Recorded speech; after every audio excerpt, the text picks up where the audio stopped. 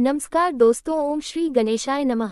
कृष्ण जन्माष्टमी व्रत कथा। हरे कृष्ण। ओम नमो भगवते वासुदेवाय। श्री कृष्ण गोविंद हरे मुरारी। हे नाथ नारायण वासुदेवा। प्रिय भक्त जनों, आप सभी को श्री कृष्ण जन्माष्टमी की हार्दिक शुभकामनाएं। आज हम उस दिव्य क्षण का स्मरण करने जा रहे हैं जिसने संपूर्ण सृष्टि को आनंद और भक्ति से भर दिया। भाद्रपद मास के कृष्ण पक्ष की अष्टमी तिथि रोहिणी नक्षत्र का पावन योग और मथुरा के कारागार में अंधकार के बीच प्रकट हुआ एक नन्हा सा तेजस्वी बालक भगवान श्री कृष्ण, जो केवल यशोदा नंद के लाल ही नहीं बल्कि समस्त जगत के पालनहार, धर्म के रक्षक और प्रेम के स्वरूप हैं। आज की कथा में हम जानेंगे कैसे अधर्म का अंत और धर्म की पुनर्स्थापना के लिए स्वयं भगवान विष्णु ने 8वें अवतार के रूप में जन्म लिया, कैसे माता देवकी और वासुदेव ने अपने जीवन को दांव पर लगाकर इस दिव्य बालक को सुरक्षित गोकुल धाम पहुंचाया और कैसे उनकी नन्ही सी मुस्कान ने संपूर्ण ब्रजभूमि को भक्ति के रंग में रंग दिया। तो आइए इस पावन जन्मोत्सव की कथा का श्रवण प्रारंभ करने से पहले हम सभी अपने मन, वचन और कर्म को शुद्ध करें और माता देवकी, पिता वासुदेव और बाल श्री कृष्ण के चरणों में अपना प्रेम, अपनी आस्था, अपनी श्रद्धा अर्पित करें। कर कमलों में कमल समान तेजिए मुखमंडल पर मातृत्व की दिव्य आभा, श्वेत वस्त्रों में सुशोभित कारागार की दीवारों में भी आशा की किरण बन, जो पुत्र जन्म की वेदना में भी भगवान के दर्शन का सौभाग्य प्राप्त कर पा रही है। ऐसी माँ देवकी को हम सभी का शत शत प्रणाम। धैर्य और साहस के प्रतिमान, सत्य के पथ पर अधिक, जिनके चरणों में धर्म की दृढ़ता और कर कमलों में शिशु कृष्ण की कोमलता, जो जीवन को दांव पर लगाकर प्रभु श्री कृष्ण को गोकुल पहुंचाने चले। ऐसे पिता वासुदेव को हम सभी का कोटि कोटि नमन। माखन सी कोमल काया, नीलमणि सा वर्ण, नन्हे चरणों में अलौकिक चमक, नयन कमलों में करुणा और प्रेम का सागर, कर कमल में वंशी और अधरों पर मोहक मुस्कान। ऐसे बाल गोपाल को हमारा प्रणाम, बारंबार प्रणाम। देवराज इंद्र के आग्रह करने पर देवर्षि नारद ने उन्हें श्री कृष्ण जन्माष्टमी की व्रत कथा बताते हुए इस प्रकार कहा है। देवराज इंद्र, द्वापर युग की बात है। उन दिनों मथुरा में उग्रसेन नाम के एक राजा थे। स्वभाव से तो वह बहुत सीधे साधे थे, यही कारण था कि उनके पुत्र कंस ने ही उनका राज्य हड़प लिया और स्वयं मथुरा का राजा बन बैठा। कंस की एक बहन थी जिनका नाम देवकी था। कंस अपनी बहन देवकी से बहुत प्रेम करता था। देवकी का विवाह वसुदेव से तय हुआ तो विवाह संपन्न होने के बाद कंस स्वयं ही रथ हाँकते हुए अपनी बहन को उनके ससुराल छोड़ने के लिए तैयार हुआ। स्कंद पुराण के अनुसार जब वह अपनी बहन को छोड़ने के लिए जा रहा था, तभी एक आकाशवाणी हुई कि जिस बहन को वह इतने स्नेह से विदा करने स्वयं ही जा रहा है, उसी बहन का 8वां पुत्र ही कंस तेरा संहार करेगा। ये सुनते ही कंस क्रोधित हो गया और देवकी और वासुदेव को मारने के लिए जैसे ही आगे बढ़ा, तभी वासुदेव ने आगे बढ़कर कहा कि वह देवकी को कोई नुकसान न पहुंचाए, वह स्वयं ही देवकी की 8वीं संतान कंस को सौंप देगा। इसके बाद कंस ने वासुदेव और देवकी को मारने के बजाय कारागार में डलवा दिया। कारागार में डालते ही देवकी ने कुछ समय के बाद 7 संतानों को जन्म दिया। कंस ने सभी को एक एक करके जमीन पर पटक कर मार दिया। इसके बाद जैसे ही देवकी फिर से गर्भवती हुई, तभी कंस ने कारागार का पहरा और भी कड़ा कर दिया। अब तो कंस को इतना भय लगने लगा कि उसने कारागार के भीतरी दरवाजों में बड़े बड़े मजबूत ताले लगवा दिए। दरवाजे के बाहर दैत्यों और राक्षसों को पहरेदारी के लिए नियुक्त कर दिया। कंस हर प्रकार से अपने प्राणों को बचाने का प्रयास कर रहा था। एक समय सिंह राशि के सूर्य में आकाशमंडल में जलाधारी मेघों ने अपना प्रभुत्व स्थापित किया। भादो मास के कृष्ण पक्ष की अष्टमी तिथि को घनघोर अर्धरात्रि थी। उस समय चंद्रमा भी वृष राशि में था। रोहिणी नक्षत्र बुधवार के दिन सौभाग्य योग से संयुक्त चंद्रमा की आधी रात में उदय होने पर आधी रात के उत्तर एक घड़ी जब हो जाए तो श्रुति स्मृति पुराणोक्त फल निसंदेह प्राप्त होता है। इस प्रकार बताते हुए देवर्षि नारद ने देवराज इंद्र से कहा, ऐसे विजय नामक शुभ मुहूर्त में श्री कृष्ण का जन्म हुआ और श्री कृष्ण के प्रभाव से उसी क्षण कारागार के दरवाजे स्वयं खुलते चले गए। द्वार पर पहरा देने वाले पहरेदार राक्षस सभी मूर्छित हो गए। देवकी ने उसी क्षण अपने पति वसुदेव से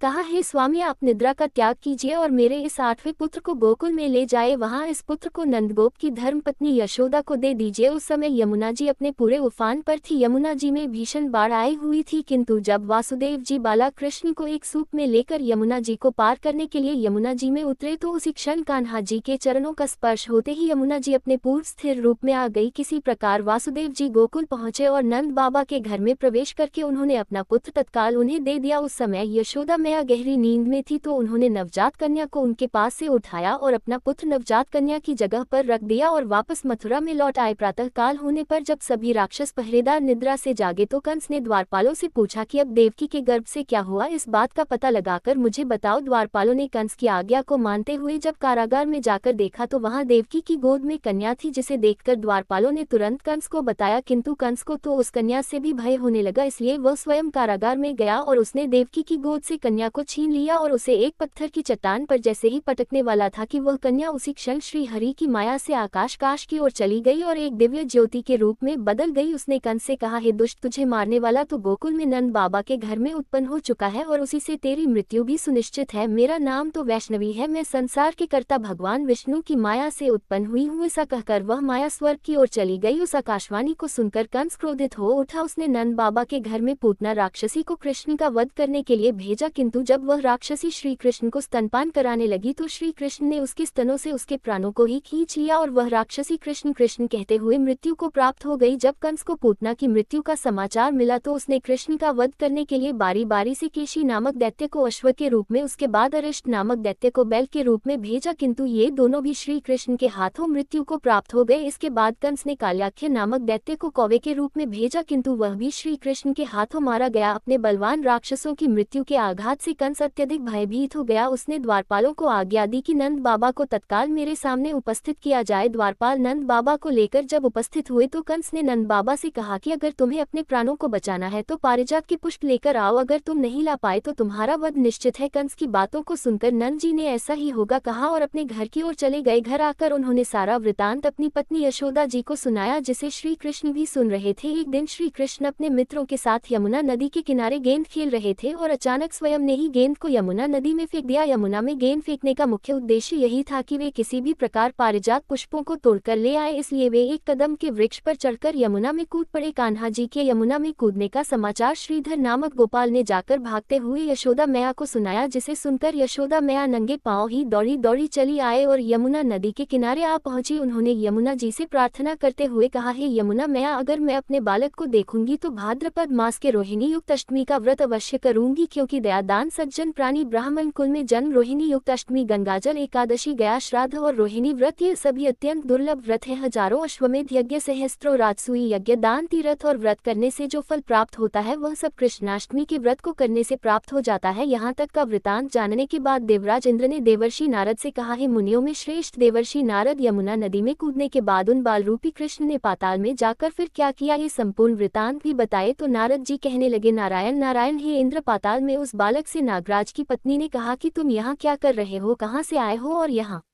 आने का क्या प्रयोजन है। अगर तुम्हें कुछ चाहिए तो ये कंगन, मुकुट और मणियों का हार लेकर अपने घर वापस चले जाओ, क्योंकि इस समय मेरे स्वामी शयन कर रहे हैं, अगर वे उठ गए तो फिर तुम्हें डस लेंगे। नागपत्नी की बातें सुनकर श्री कृष्ण कहने लगे, हे कांते, मैं किस प्रयोजन से यहाँ आया हूँ वह वृतांत भी मैं तुम्हें सुनाता हूँ, समझ लो। मैं कालिया नाग के मस्तक को कंस के साथ दत्त में हार चुका हूँ और वही लेने में यहाँ आया हूँ। बालक कृष्ण की इस बात को सुनकर नागपत्नी अत्यंत क्रोधित हो उठी और अपने सोए हुए पति को उठाते हुए कहने लगी, हे स्वामी, आपके घर यह शत्रु आया है, इसलिए अब आप इसका हनन कीजिए। अपनी स्वामिनी की बात सुनकर कालिया नाग अपनी निद्रा को त्याग कर जाग पड़ा और बाला कृष्ण से युद्ध करने लगा। कुछ देर तक युद्ध करने के बाद श्री कृष्ण ने कालिया नाग को इस युद्ध में पराजित कर दिया। अब कालिया नाग ने भी भली भांति जान लिया कि मैं जिनसे युद्ध कर रहा हूँ वे तो साक्षात भगवान श्री हरि के अवतार श्री कृष्ण ही है, इसलिए उन्होंने श्री कृष्ण के चरणों में साष्टांग प्रणाम किया और पारिजात से उत्पन्न बहुत से पुष्पों को मुकुट में रखकर श्री कृष्ण को भेंट दे दिया। जब श्री कृष्ण चलने को तैयार हुए तो कालिया नाग की पत्नी कहने लगी, हे स्वामी, मैं कृष्ण को नहीं जान पाई, हे जनार्दन, मंत्र रहित, क्रिया रहित, भक्ति भाव रहित मेरी रक्षा कीजिए। हे प्रभु मेरे स्वामी, मुझे वापस दे दीजिए। तब श्री कृष्ण कहने लगे, हे सर्पनी, दैत्यों में जो सबसे बलवान है उस कंस के सामने मैं तेरे पति को ले जाकर छोड़ दूंगा, नहीं तो तुम अपने घर को चले जाओ। अब श्री कृष्ण कालिया नाग के फन पर नृत्य करते हुए यमुना जी के ऊपर आ गए। फिर कालिया की फनकार से तीनों लोग कंपायमान हो गए। अब कृष्ण कंस की मथुरा नगरी को चल दिए। वहां कमल पुष्पों को देखकर यमुना जी के मध्य जलाशय में वह कालिया सर्प भी चला गया। इधर कंस भी हैरान हो गया और श्री कृष्ण प्रसन्न होकर गोकुल वापस लौट आए। उनके गोकुल वापस लौटकर आने पर उनकी मैया यशोदा ने तरह तरह के उत्सव किए। अब देवराज इंद्र ने देवर्षि नारद से फिर पूछा, हे महामुनि, संसार के प्राणी बालक श्री कृष्ण के आने पर अत्यधिक आनंदित हुए, आखिर श्री कृष्ण ने क्या क्या चरित्र किया, क्या क्या लीलाएं दिखाई, वह सभी आप मुझे बताने की कृपा कीजिए। तब देवर्षि नारद ने देवराज से कहा, हे देवराज, मन को हरने वाला मथुरा नगर यमुना नदी के दक्षिण भाग में स्थित है। वहाँ कंस का महाबलशाही भाई चाणूर रहता था। उस चाणूर से श्री कृष्ण के मल्ल युद्ध की घोषणा की गई है। इंद्र, श्री कृष्ण और चाणूर का मल्ल युद्ध अत्यंत आश्चर्यजनक था। चाणूर की अपेक्षा कृष्ण बाल रूप में भी थे। भैरी शंख और मृदंग के शब्दों के साथ कंस और केशी इस युद्ध को मथुरा के जनसभा के बीच में देख रहे थे। श्री कृष्ण ने अपने पैरों को चाणूर के गले में फंसाकर उसका भी वध कर दिया। चाणूर की मृत्यु के बाद उनका मल्ल युद्ध केशी के साथ हुआ। अंत में केशी भी इस युद्ध में कृष्ण के द्वारा मारा गया। केशी की मृत्यु के बाद मल्ल युद्ध देख रहे सभी प्राणी श्री कृष्ण की जय जयकार करने लगे। बाल कृष्ण द्वारा चाणूर और केशी का वध होना अब तो कंस के लिए अत्यंत हृदय विदारक हो गया। इसलिए उसने सैनिकों को बुलाकर उन्हें आज्ञा दी कि तुम सभी अस्त्र शस्त्रों से सुसज्जित होकर कृष्ण से अभी युद्ध करो। हे इंद्र, उसी क्षण श्री कृष्ण ने गरुड़, बलराम तथा सुदर्शन चक्र का ध्यान किया, जिसके परिणाम स्वरूप बलदेव जी सुदर्शन चक्र लेकर गरुड़ पर आरूढ़ होकर आ गए। उन्हें आता देख बालक श्री कृष्ण ने सुदर्शन चक्र को उनसे लेकर स्वयं ही गरुड़ की पीठ पर बैठकर न जाने कितने ही राक्षसों और दैत्यों का वध कर डाला, कितनों के शरीर अंगभंग कर दिए। इस युद्ध में श्री कृष्ण और बलदेव ने असंख्य दैत्यों का वध भी किया। बलराम जी ने अपने आयुध शस्त्र हल से और श्री कृष्ण ने सुदर्शन चक्र से माघ मास के शुक्ल पक्ष की सप्तमी को विशाल दैत्यों के समूह का सर्वनाश कर डाला। जब अंत में केवल दुराचारी कंस ही बचा रह गया तो श्री कृष्ण कहने लगे, हे दुष्ट अधर्मी दुराचारी, अब मैं इस महायुद्ध स्थल पर तुझसे युद्ध कर तेरा वध कर इस संसार को तुझसे मुक्त कराऊंगा। ऐसा कहते हुए श्री कृष्ण ने उसके बालों को पकड़ लिया और कंस को घुमाकर पृथ्वी पर पटक दिया, जिससे उसकी मृत्यु हो गई। कंस के मरने पर देवताओं ने आकाश से पुष्प वर्षा की। प्रिय भक्तजनों, आज हमने उस दिव्य रात्रि की कथा सुनी जब कारागार के अंधकार में भी आशा और भक्ति का दीप प्रज्वलित हुआ। माता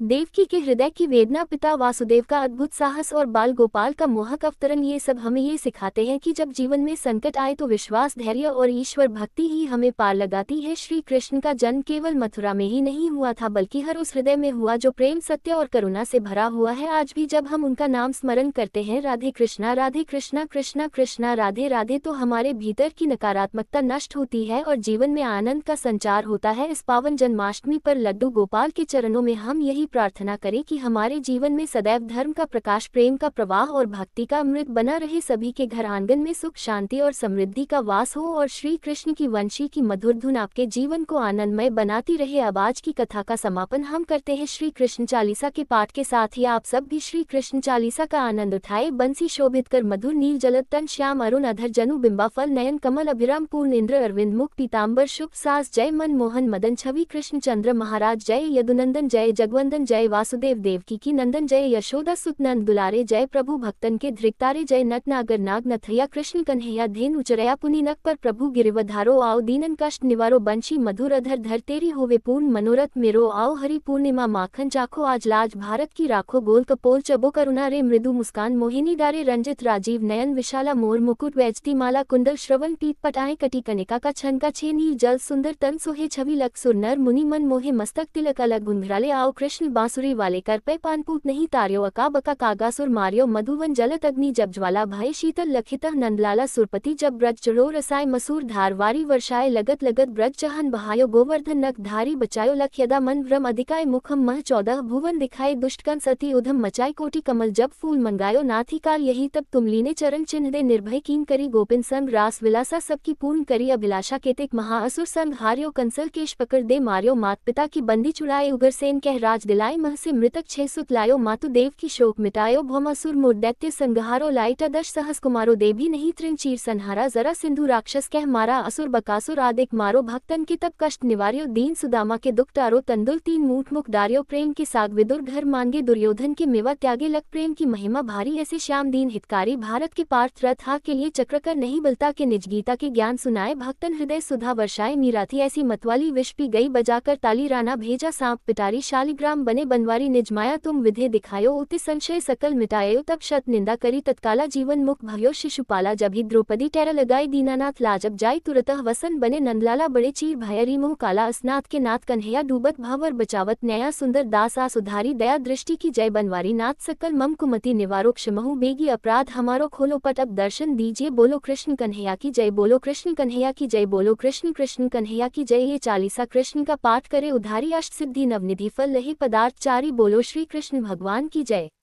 धन्यवाद।